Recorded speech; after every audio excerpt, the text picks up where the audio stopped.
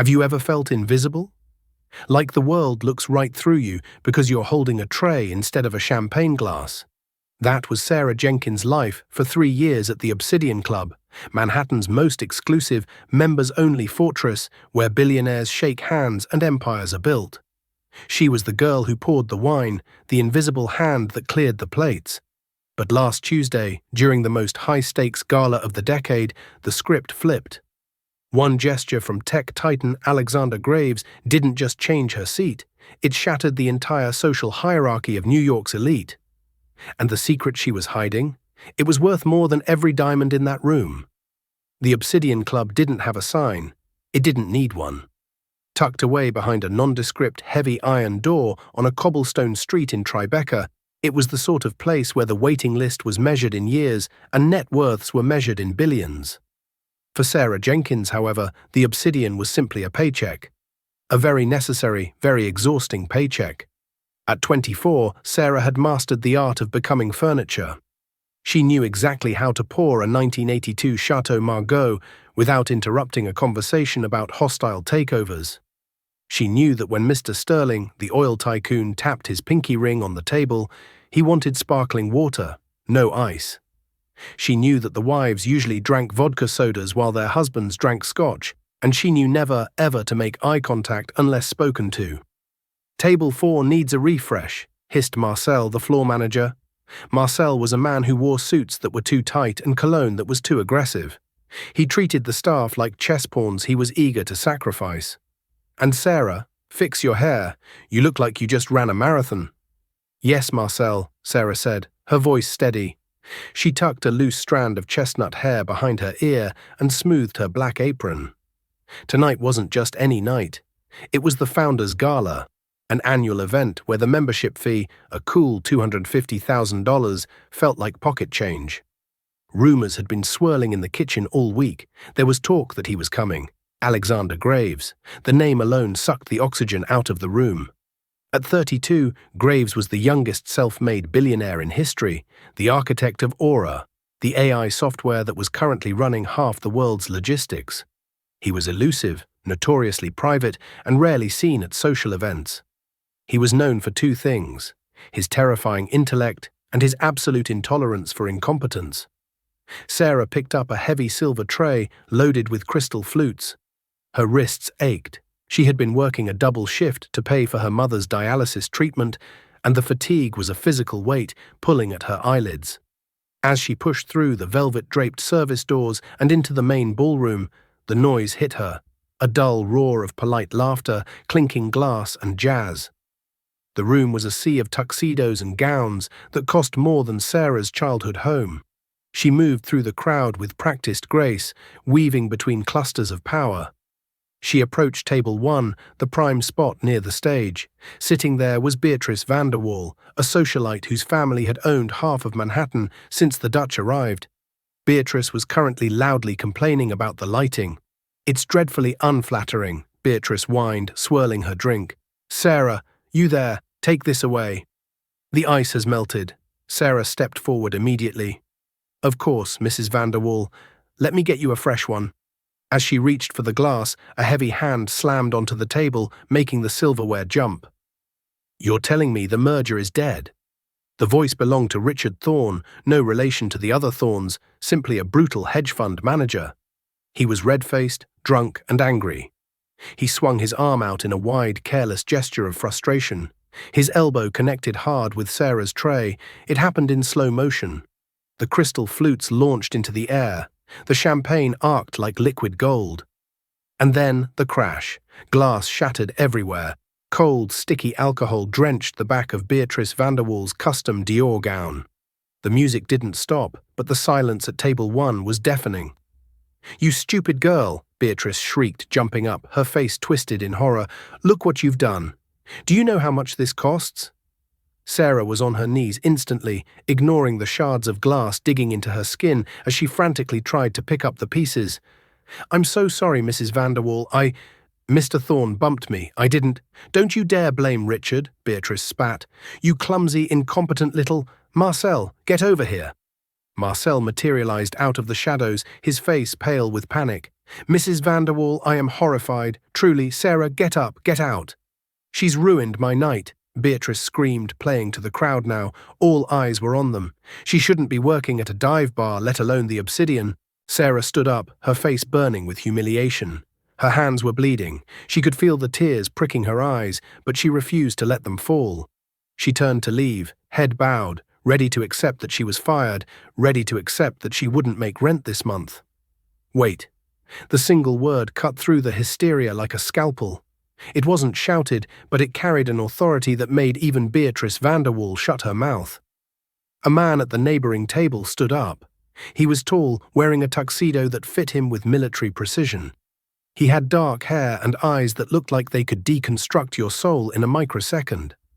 It was Alexander Graves. He walked over to the disaster zone, his polished shoes crunching softly on the broken glass. He ignored Beatrice. He ignored Marcel. He looked directly at Sarah. "Let me see your hands," he said quietly. Sarah froze. "Sir?" "Your hands," Alexander repeated. He reached out and gently took her trembling, bleeding hands in his. He inspected the cuts with a clinical, yet strangely gentle detachment. Then he pulled a pristine white silk handkerchief from his pocket and wrapped it around her left palm. "Mr. Graves," Marcel stammered, sweating profusely, "I apologize for the disturbance. She is being terminated immediately. We will remove the trash right away." Alexander turned his head slowly to look at Marcel. The temperature in the room seemed to drop 10 degrees. "Trash?" Alexander asked. His voice was dangerously soft. "The only trash I see here, Marcel, is the leadership that allows a guest to assault a staff member and then blames the victim." Richard Thorne sputtered. "Assault? Now see here, Graves, I barely touched her." "I saw you," Alexander said, his gaze shifting to Thorne. "You were careless, you were drunk, and you caused this." He turned back to Sarah. He didn't let go of her hand. "What is your name?" "Sarah," she whispered. "Sarah Jenkins." "Well, Sarah Jenkins," Alexander said, his voice carrying across the silent ballroom. "You are done working for the night." I know," Sarah choked out. "I'm fired." "No," Alexander said. A small, enigmatic smile touched his lips. "You're not fired. You're promoted." He turned to the empty chair next to him at the head table, the seat of honor, reserved for the governor who had cancelled last minute. "Sarah, please join me. I find the conversation at my table lacking in intelligence. I have a feeling you have more to offer than just serving drinks." The entire room gasped. Beatrice Vanderwall looked like she had swallowed a lemon. Marcel looked like he was having a stroke. "Sir, you can't be serious," Marcel whispered. She's staff." "Not anymore," Alexander declared. He pulled out the chair at the front row. "Tonight, she is my guest." The distance between the service station and the front row was perhaps 30 feet, but crossing it felt like crossing a universe. Sarah sat down. The chair was velvet, plush, and incredibly comfortable, a stark contrast to the hard stools in the break room.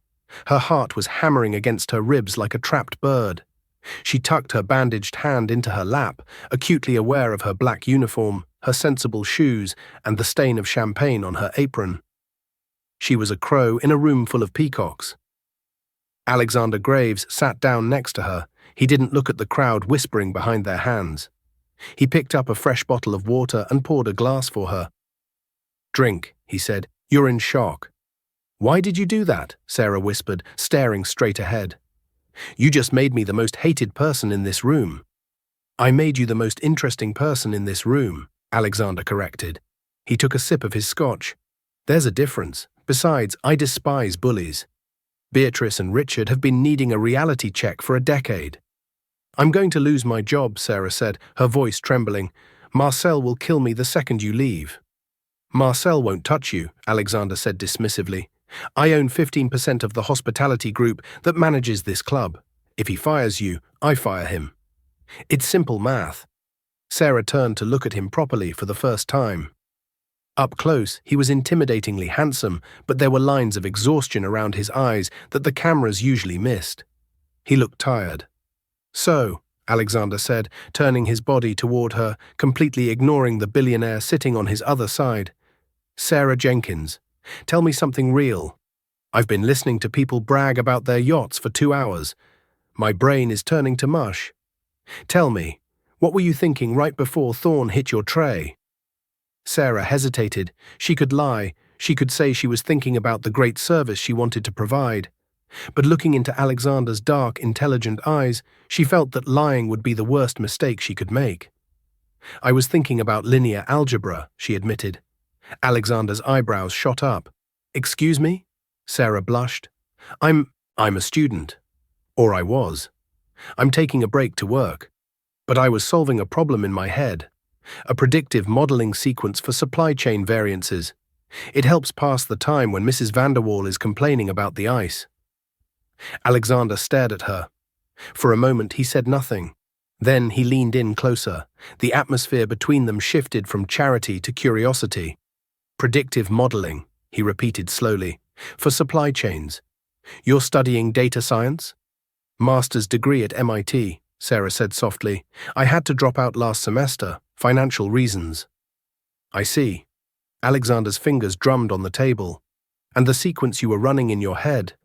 How do you account for random variables? Like, say, a drunk hedge fund manager hitting your arm. Stochastic volatility, Sarah answered instantly. You can't predict the specific event, but you can build a buffer into the system to absorb the shock without total collapse. Just like I tried to balance the tray, I failed the physical buffer, but the mathematical principle stands. Alexander smiled. It was a genuine smile this time, one that reached his eyes. Fascinating. Mr. Graves? A woman approached the table. She was stunning, wearing a red dress that looked like it was painted on. It was Veronica St. Cloud, the daughter of a media mogul, and, according to the tabloids, the woman most likely to become Mrs. Graves. She looked at Sarah with a mixture of amusement and disgust, like one might look at a stray dog that had wandered into a cathedral. Alex, darling, Veronica purred, placing a hand on his shoulder. Everyone is waiting for you in the VIP lounge. The governor is on video call. Surely you're done playing. Whatever game this is with the help. Sarah flinched. She started to rise. I should go. I really should. Alexander's hand shot out and clamped over her wrist. Gentle, but firm. He didn't look at Sarah. He looked at Veronica. I'm busy, Veronica. Busy. Veronica laughed, a sharp, brittle sound. Doing what? Discussing the menu? Discussing stochastic volatility and linear algebra, Alexander said coolly.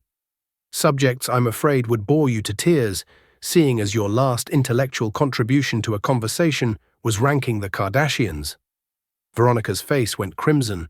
The people at the nearby tables, who were shamelessly eavesdropping, tried to stifle their giggles.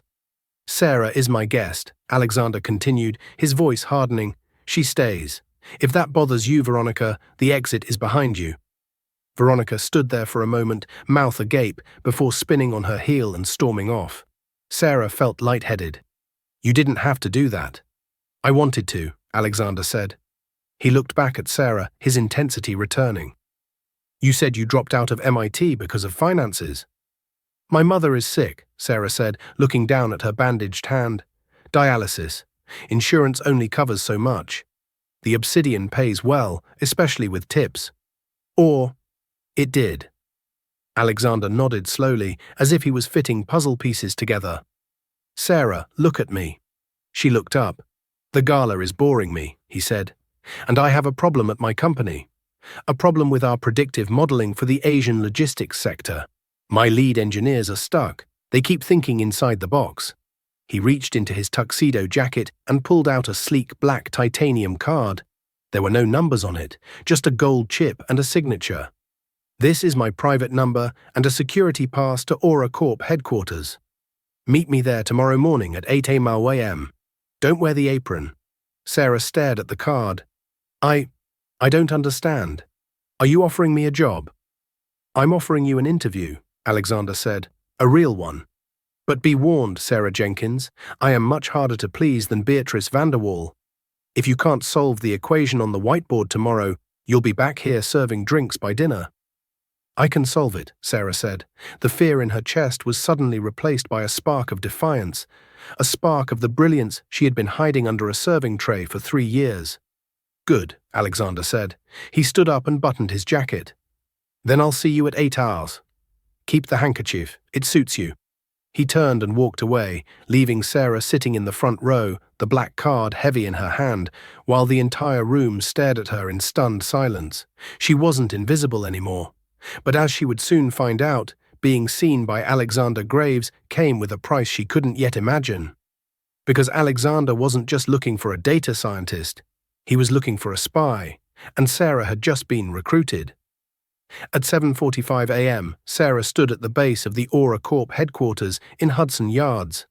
The building was known locally as the Glass Monolith, a jagged shard of steel and blue glass that scraped the sky, looking less like an office building and more like a fortress from the year 2050. Sarah felt nauseous. She was wearing her best outfit, which was a charcoal pencil skirt and a white blouse she'd bought at a thrift store 3 years ago. It was clean and pressed, but against the backdrop of Aura Corp, where 22-year-old interns wore bespoke Italian suits and carried $5,000 leather satchels, she felt like she was wearing a costume. She approached the security desk. The lobby was silent, vast, and smelled of ozone and expensive espresso. "Name?" the guard asked without looking up. "Sarah Jenkins. I'm here to see Mr. Graves." The guard paused. He looked up, his eyes scanning her cheap shoes, her nervous posture, the worn strap of her bag. He let out a dry, condescending chuckle. "Mr. Graves, look, miss, the coffee delivery entrance is around the back. If you're looking for the cleaning crew orientation, that's on level B2. "I have an appointment," Sarah said, her voice shaking slightly but her chin held high. "At 8 a.m. "Sure you do," the guard sneered, "and I have a lunch date with the president. Move along before I call the NYPD. Sarah's face burned. It was happening again. The invisibility, the assumption that she was nothing. She reached into her bag, her fingers brushing the cool metal of the black titanium card Alexander had given her. She slapped it onto the scanner on the desk. Beep. The light on the turnstile instantly turned green. The guard's monitor flashed red, displaying a clearance level that made his eyes bulge. Clearance level Omega. Priority CEO Direct.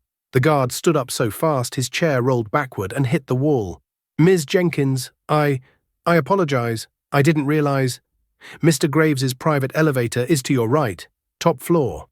Sarah took her card back, her hand steady now. "Thank you." The elevator ride to the 90th floor took 30 seconds. When the doors opened, she wasn't greeted by a receptionist, but by chaos. The top floor was an open-plan nerve center. Walls of screens displayed cascading data streams, stock prices in Tokyo, server loads in Berlin, logistics nodes in Sao Paulo. Dozens of people were shouting, typing, and running between desks. "Who is she?" The room went quiet as Sarah stepped out. Standing by a massive floor-to-ceiling whiteboard was a man who looked like he hadn't slept in a week. He was thin, wearing a black turtleneck, and had a face that radiated arrogance.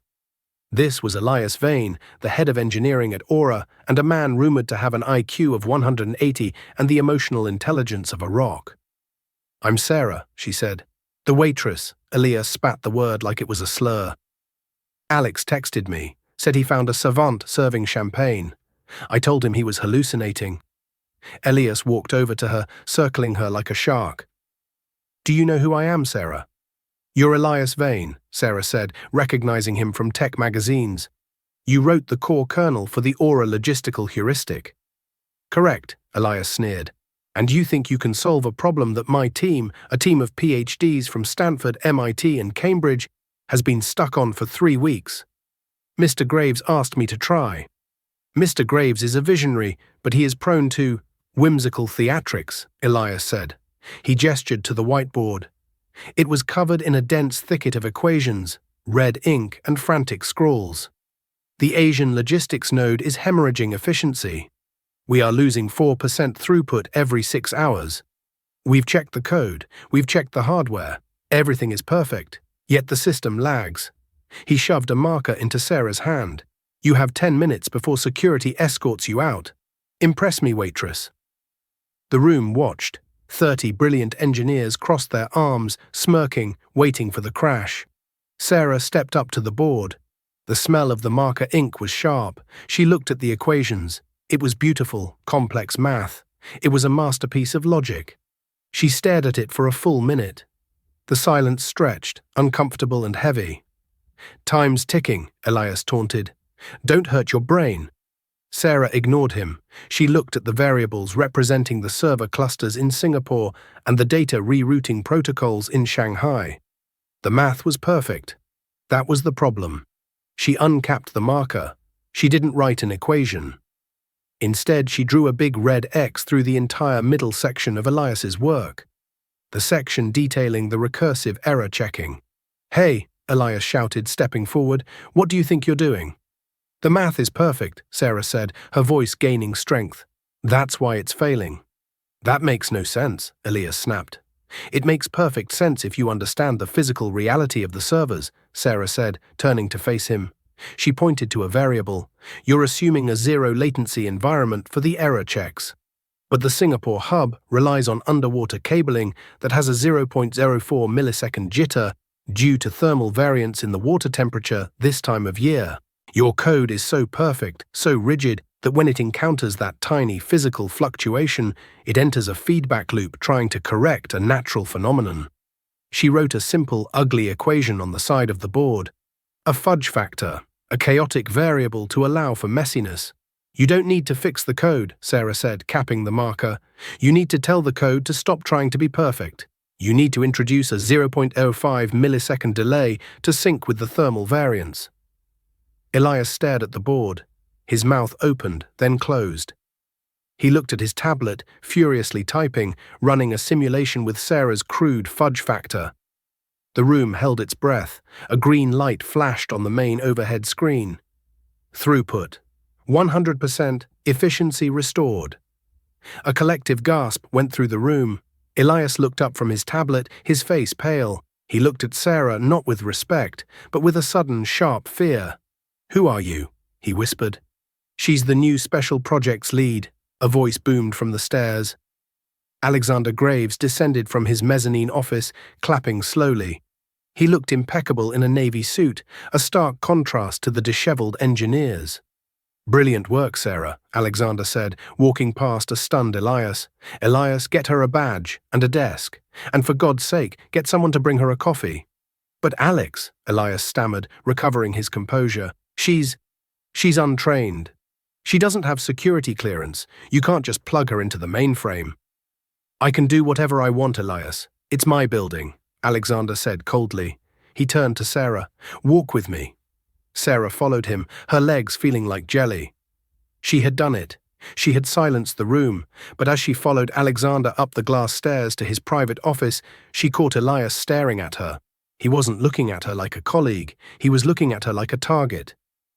Alexander's office was a sanctuary of silence, suspended above the city. The walls were glass, the floor was black marble, and the desk was a single slab of petrified wood. "Sit," Alexander commanded. Sarah sat. She expected congratulations.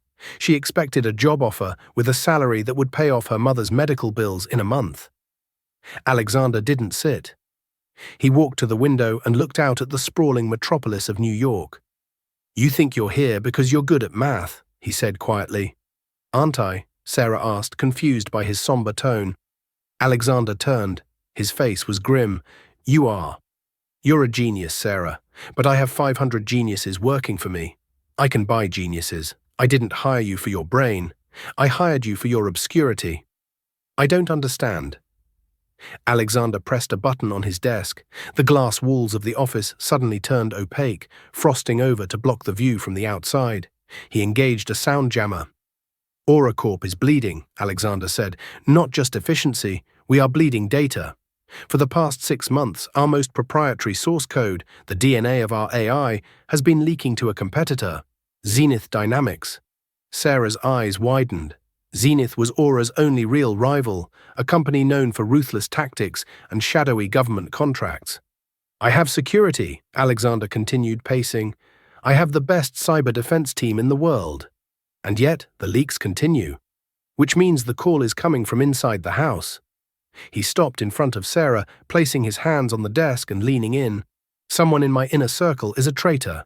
It could be Elias. It could be my CFO. It could even be—" He hesitated. It could be Veronica. Your fiancé, Sarah gasped. My strategic partner, Alexander corrected, his voice devoid of affection. Our engagement is a merger of assets, not hearts, but if she is feeding data to her father's friends at Zenith, I need to know. Why me? Sarah asked. I'm nobody. Exactly, Alexander said. You have no history here, no alliances. No one pays attention to you, or at least they didn't until last night. I need you to be my ghost. Officially, you are working on special projects, like the logistics fix. You will roam the servers. You will audit the code. But unofficially, you are hunting for the back door. He slid a contract across the desk. Salary, $250,000 a year. Full benefits, and I have already transferred a lump sum to your mother's hospital to cover her treatment for the next 2 years. Sarah stared at the check. It was freedom. It was her mother's life. But looking at Alexander's intense eyes, she realized it was also danger. If I sign this, Sarah said, I'm putting a target on my back. The target is already there, Alexander said. You humiliated Elias Vane today. You sat in the front row last night. You are already a player in the game, Sarah. The only question is, are you going to play to win? Sarah picked up the pen. She thought of her mother lying in that dialysis chair, worrying about the electric bill. She thought of the way Beatrice Vanderwall had looked at her like she was trash. She signed the paper. Good, Alexander said. He took the contract and locked it in a biometric safe. Now, the first rule. Trust no one, not even me. What do you mean? I mean that in this building, everyone has an angle. Even I have to make moves that might seem questionable. Do not let sentiment cloud your data analysis.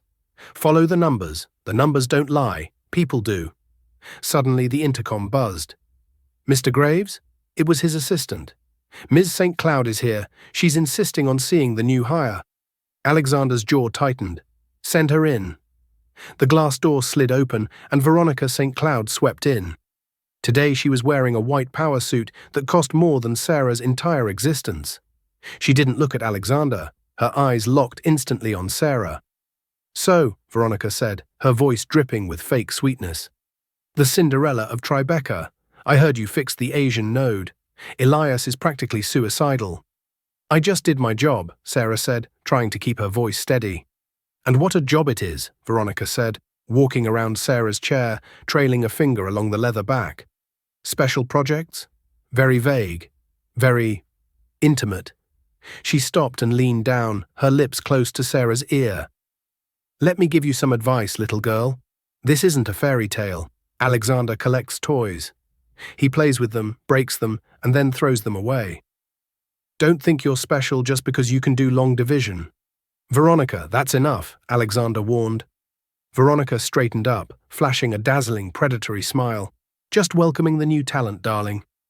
Oh, and Sarah, be careful with the 42nd floor server room. It gets very cold down there. People have been known to get locked in.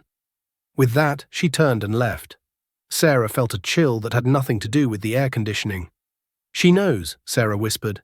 She suspects, Alexander corrected. She's trying to rattle you. Don't let her. He checked his watch. I have a board meeting. Your desk is just outside my office. Get to work, Sarah. Find the leak. Before there is nothing left of this company to save. Sarah walked out to her new desk. It was sleek, modern, and sat right in the center of the executive floor. She sat down and logged into her terminal. Her access was unlimited. She felt a surge of power. She started digging. She bypassed the standard logs and went straight for the ghost drive, the shadow server where deleted files were archived before being wiped. For 3 hours, she worked in a trance. She found anomalies, tiny packets of data being encrypted and sent to an external IP address. She traced the IP. It bounced through the Cayman Islands, then Switzerland, then… Sarah froze. The final destination of the data wasn't Zenith Dynamics. The IP address traced back to a private server located in a penthouse on Park Avenue. The penthouse belonged to Marcel, the manager of the Obsidian Club. Sarah stared at the screen, her heart pounding. Why would a club manager be receiving stolen AI code worth billions? It didn't make sense. Unless Marcel wasn't just a manager. Unless the Obsidian wasn't just a club. She went to save the file, to capture the evidence. Suddenly, her screen flickered. A skull and crossbones icon appeared in red pixels. Access denied. Intrusion detected. Initiating lockdown. What? Sarah frantically typed, trying to abort. Sirens began to wail throughout the building. Red strobe lights flashed. Security breach on executive floor? A mechanical voice boomed. Sarah stood up, panic seizing her. The elevator doors burst open, but it wasn't Alexander. It was Elias Vane, accompanied by 2 armed security guards. He was holding a tablet, and he was smiling. "Well, well," Elias said. "First day on the job, and you're already trying to download the payroll database to a personal drive. Bold move, waitress." "What? No," Sarah shouted. "I wasn't. Someone hacked me. I found the leak." "Save it for the police," Elias said. "Mr. Graves gave me full authority to handle internal threats. And it looks like we found the rat." Sarah looked at Alexander's office door. It was locked. He was in his board meeting. He couldn't hear her. "Grab her," Elias ordered. The guard stepped forward. Sarah was trapped. She had been set up. And the worst part was, as the guards grabbed her arms, she saw a notification pop up on Elias's tablet. It was a text message. Sender, A. Graves message. "Is it done? Did she take the bait?" Sarah's world collapsed. "Trust no one," Alexander had said, "not even me." Was this the test? Or was she just the scapegoat he had been waiting for? The security holding room on the basement level of the glass monolith was cold, sterile, and smelled of lemon antiseptic. It was a stark contrast to the plush executive suites 90 floors above. Sarah sat on a metal chair, her hands trembling in her lap. The humiliation burned hotter than the fluorescent lights buzzing overhead. She had played the game, and she had lost. The door beeped and slid open. Sarah stiffened, expecting the police. She expected handcuffs. Instead, Alexander Graves walked in. He was alone. He locked the door behind him and leaned against it, loosening his tie with a weary sigh. He didn't look like a villain who had just successfully framed an employee. He looked like a man walking a tightrope over a pit of vipers. Sarah stood up, her fear transmuting into fury. "You sent the text," she hissed. "I saw it on Elias's tablet. Did she take the bait?" "I was the bait." Alexander looked at her, his expression unreadable. "Yes, you were. You hired me to be a scapegoat," Sarah shouted, stepping toward him. "You paraded me in front of everyone, gave me hope, paid for my mother's treatment, just so you could pin your company's crimes on me. You're a monster." "I am a strategist," Alexander said calmly. "Sit down, Sarah." "No." "Sit down," he repeated, his voice dropping an octave, vibrating with an intensity that forced her to pause. "And listen. Because right now, Elias Vane is in the server room, unencrypting the files he thinks you tried to steal. He believes you are in police custody. He believes the threat is neutralized, which means for the first time in 6 months, he is going to make a mistake." Sarah hesitated. "What are you talking about?" Alexander pulled out his phone and tapped the screen. He turned it around to face her. It showed a live video feed from a hidden camera in the server room. On the tiny screen, Elias Vane was frantically typing at a terminal. He was on the phone. "Yeah, she's done. Graves bought it hook, line, and sinker. The little waitress is going down for corporate espionage. I'm initiating the transfer now. Tell Marcel to have the drive ready. I want my money tonight." Sarah stared at the screen, her mouth slightly open. He's confessing." "Elias is arrogant," Alexander said, slipping the phone back into his pocket. "He needed to believe he had beaten me. He needed to believe I was the one who ordered your arrest. That text message you saw. I sent it to his burner phone, knowing he would show it to you to twist the knife. I had to make it look real, Sarah. If you had faked your reaction, he would have known." "So you traumatized me for a strategy?" Sarah asked, her voice shaking. "You let his guards drag me out." "I knew they wouldn't hurt you. They work for me, not him," Alexander said softly. He stepped closer, the harsh overhead light casting shadows over his sharp cheekbones. "I needed you to disappear from the system so you could reappear where they least expect you." "Where?" Sarah asked. "The Obsidian Club." Alexander began to pace the small room. "The IP address you found, Marcel's apartment, is a relay. Marcel isn't smart enough to decrypt Aura's source code. He's a middleman. He's using the club's private network to sell the data to a third party during the high-stakes poker games in the back room. Physical drives, no digital trail. He stopped and looked at her. Tonight is the Black Diamond charity auction at the Obsidian. Marcel will be there. Elias is bringing the drive to him tonight. I need someone to intercept it before the handoff happens. Send the police, Sarah said, and destroy my company's stock price. If it gets out that my head of engineering is selling state secrets, Aura Corp collapses. I lose everything. My employees lose their jobs. The technology falls into the wrong hands. Alexander shook his head. No, we handle this in-house. He reached into his jacket pocket and pulled out a small velvet box. You need to go back in. I can't, Sarah said, backing away. They know me. Marcel fired me. Beatrice Vanderwall hates me. I can't just walk in there. You won't be walking in as Sarah the waitress, Alexander said. He tossed the velvet box to her. She caught it instinctively. She opened it.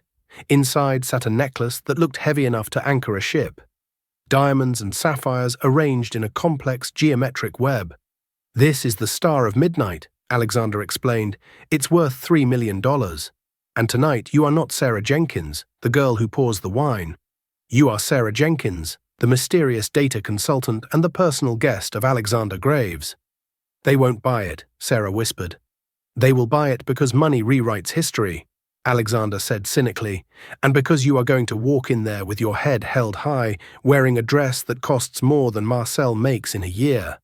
You are going to distract them, while everyone is looking at you, and trust me, they will be looking at you. I will get into Marcel's office and clone the drive. I'm the distraction, Sarah asked. You are the weapon, Alexander corrected. You survived the front row, Sarah. You survived the interrogation. You solved the Asian logistics node in 5 minutes. You are the smartest person I have ever met. I need you to be brave for one more night. Can you do that? Sarah looked down at the diamonds glittering in the box. She thought of the way Marcel had snapped his fingers at her for 3 years. She thought of the invisible girl she used to be. She snapped the box shut. I don't just want to be the distraction, she said, meeting Alexander's gaze. I want to be the one who takes Marcel down. Alexander smiled. It was a dangerous, wolfish smile. Then let's go get you a dress.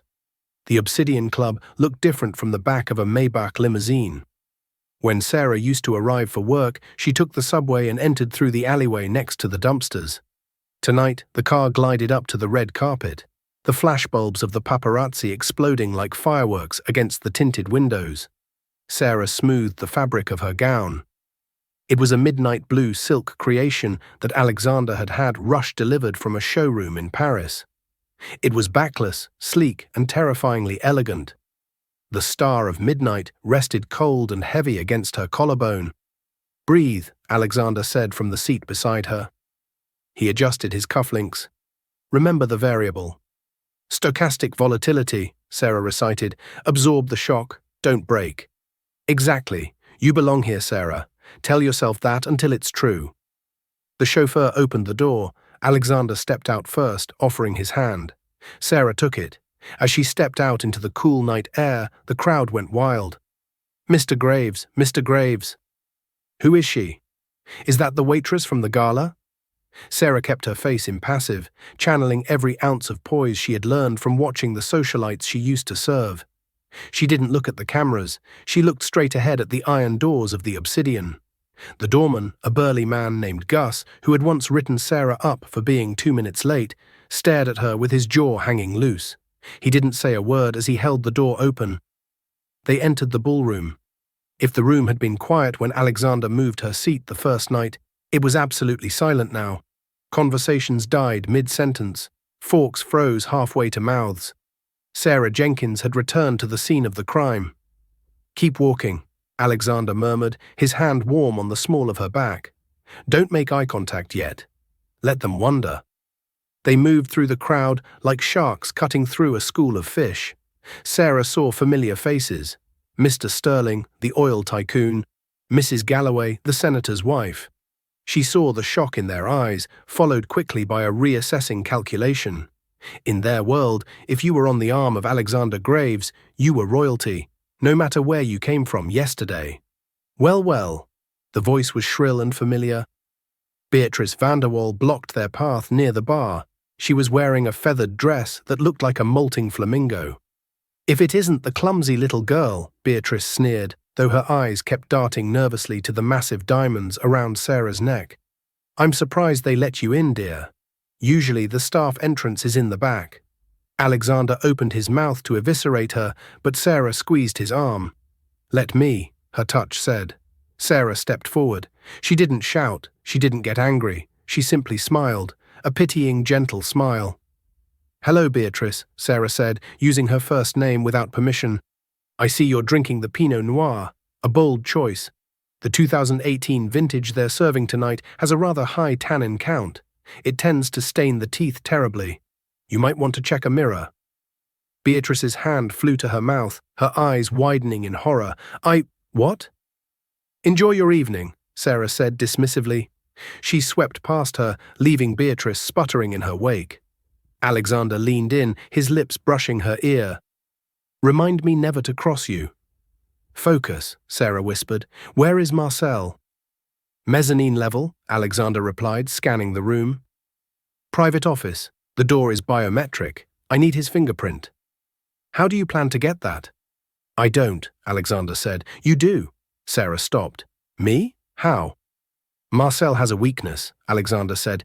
He thinks he's a player. He's been trying to get a seat at the high-stakes poker table for years. Go to the bar, order a drink. Let him see you. Let him see the necklace. He won't be able to resist gloating. And then? Then Alexander pressed a small, clear adhesive strip into her hand. You get him to touch his glass. Capture the print on this. I'll handle the rest. It was a crazy plan. It was something out of a spy movie. But Sarah felt a strange electric thrill. She wasn't just solving equations anymore. She was solving people. She walked to the bar. Alexander melted into the shadows. Martini, dirty, 3 olives, Sarah told the bartender, a guy named Dave she used to share lunch with. Dave looked at her, winked subtly, and started mixing. He was on her side. Well, look at you. A voice oiled its way into her ear. Marcel leaned against the bar. He was sweating slightly, his tuxedo straining at the buttons. He looked at Sarah with a mixture of lust and suspicion. You've got a lot of nerve coming back here, Sarah, Marcel said, after the mess you made. Alexander insisted, Sarah said coolly, taking a sip of her drink. She turned to face him, letting the light catch the sapphires on her chest. Besides, I wanted to see if the service had improved since I left. Marcel's eyes dropped to the necklace. Greed flickered across his face like a neon sign. That's a nice piece of glass, he said. It's a Cartier original, Sarah lied effortlessly.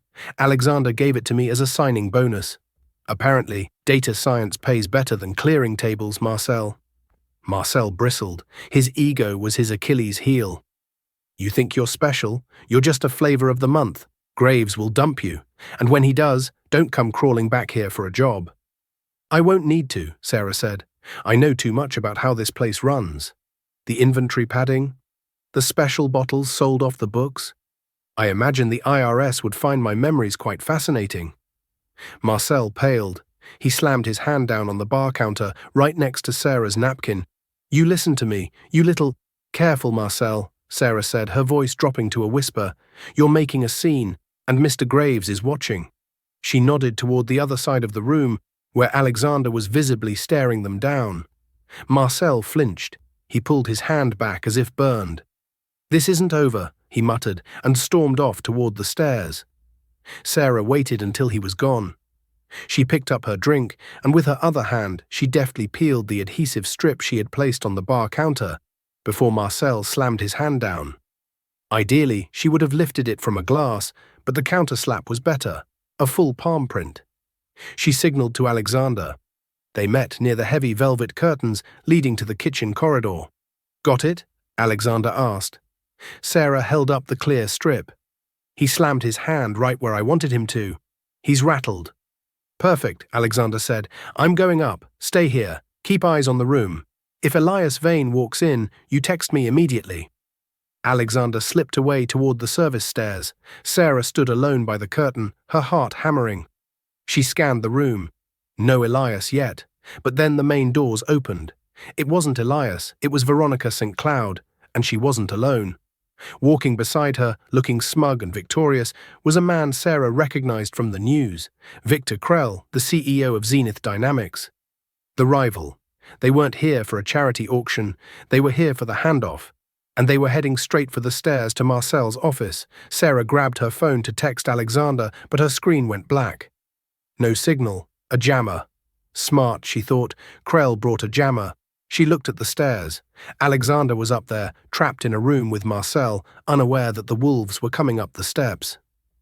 Sarah looked at the kitchen door. She knew the back routes. She knew the dumbwaiter shaft that ran behind the manager's office. She hiked up her $3,000 gown, kicked off her heels, and ran into the kitchen. Sarah, the chef, Chef Marco, looked up from a simmering pot of sauce. "Emergency, chef," Sarah yelled, sprinting past the bewildered line cooks. "Don't ask." She reached the service elevator. It was too slow. She looked at the dumbwaiter. It was small, designed for trays of food, not people. But Sarah was slender, and she was desperate. She jammed herself into the metal box. "Sorry, dress," she muttered. She pulled the pulley rope. She was going up. She had to warn Alexander before Veronica and Krell walked in and caught him red-handed. The invisible girl was about to make a very visible entrance. The dumbwaiter chimed softly and jerked to a halt. Sarah kicked the small latch open and tumbled out into the service pantry adjoining the manager's office. She landed on her hands and knees, tearing the hem of her $3,000 dress. But she didn't care. Through the crack in the pantry door, she saw the scene unfolding. Marcel was behind his desk, looking pale. Alexander stood by the window, his arms crossed, appearing deceptively relaxed. But the room was crowded.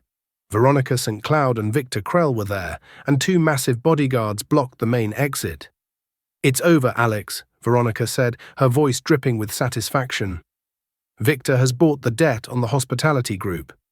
Technically, he owns this building as of 10 minutes ago. We're taking the drive, and we're taking the source code." "Corporate raiding," Alexander mused. "Crude, even for you, Krell." "It's just business," Krell grunted, extending a hand to Marcel. "Give it to me." Marcel, sweating profusely, fumbled in his safe and produced a silver hard drive. "This is it. The master copy. Elias sent it over an hour ago." Alexander didn't move to stop him. He just watched. Sarah's heart pounded. If Krell walked out with that drive, AuraCorp was finished. She looked around the pantry. She saw the main breaker box for the office suite. Stochastic volatility. Introduce a random variable. Sarah reached up and yanked the master lever down. Zap. The office plunged into pitch blackness. "What the hell?" Krell shouted. "Get the lights," Veronica shrieked. In the chaos, Sarah burst from the pantry. She didn't run for the door. She ran for Alexander. She knew exactly where he was standing by the window. "Sarah?" Alexander's voice was a whisper in the dark. "I'm here," she breathed, finding his arm. "I caused a delay, but we're trapped." "Not trapped," Alexander said. He pressed something into her hand. It was the silver drive. "I swiped it from Marcel's desk the second the lights went out. He dropped it when he panicked." "But they have guns," Sarah whispered, "and we have the truth." The emergency lights flickered on, bathing the room in an eerie red glow. "There!" Veronica pointed a manicured finger at them. "She has it." Krell's bodyguard stepped forward, knuckles cracking. "Hand it over, little girl, or this gets ugly." Sarah stood in front of Alexander, clutching the drive. She looked at the most powerful men in the room, men who crushed companies for sport. And she realized they were small. They were just variables in an equation she had already solved. "You can have the drive," Sarah said, her voice ringing clear and steady. "Sarah, no," Alexander warned. "It doesn't matter, Alex," Sarah said, locking eyes with Veronica. "Because the drive is encrypted with a rolling algorithm I wrote this morning. Without the key, it's just a paperweight. And if you force me to give it up, I'll trigger the remote wipe." Krell hesitated. "She's bluffing. She's a waitress." "I am the lead data architect for AuraCorp," Sarah corrected, her chin high. "And I just outsmarted your entire R&D department with a whiteboard marker. Do you really want to test me?" The room fell silent. The confidence radiating off her was terrifying. "Check your phone, Krell," Alexander said, stepping up beside her. Krell pulled out his phone. His face went grey. "The FBI," Krell whispered. "They're in the lobby." "The necklace," Alexander said, gesturing to the sapphires around Sarah's neck. "The Star of Midnight. It's not just diamonds, Veronica. It's a high-frequency transmitter. Every word you said, every confession about buying stolen trade secrets was live-streamed to the federal agents sitting in a van outside." Veronica stumbled back, hitting the wall. "No, that's entrapment." "It's a dinner party," Sarah said with a smile. "We were just the entertainment." The door crashed open. "FBI, nobody move." As agents swarmed the room, handcuffing a sobbing Marcel and reading a stunned Victor Krell his rights, Alexander turned to Sarah. He didn't care about the police or the chaos. He took her hand, the one with the bandage still faintly visible under the diamonds. "You jumped in a dumbwaiter," he said, sounding impressed. "I calculated the fastest route." Sarah shrugged, though her adrenaline was crashing.